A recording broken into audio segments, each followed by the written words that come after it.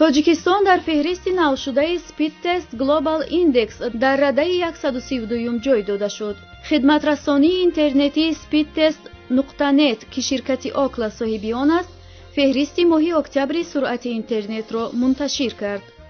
тоҷикистон бо суръати боргирӣ 10,181 мегабайт сония ва боргузории 5,169 мегабайт сонияи интернети бесим дар миёни 141 кишвар дар радаи 132 ҷой гирифт.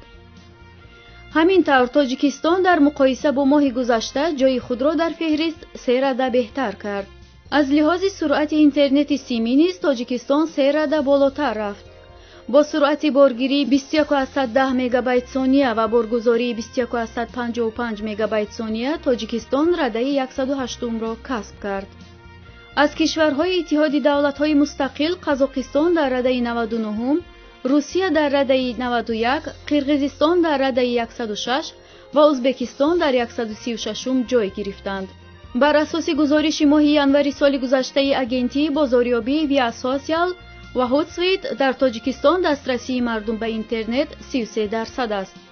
дар миёни кишварҳои Осиёи марказӣ танҳо дар Туркманистон дастрасӣ ба интернет бадтар аз Тоҷикистон буда, 18% мардуми туркман ба интернет дастрасӣ доранд. дар зимн бар асоси пажӯҳиши Internet Life Stats 19% мардуми Тоҷикистон корбарони интернет мебошанд.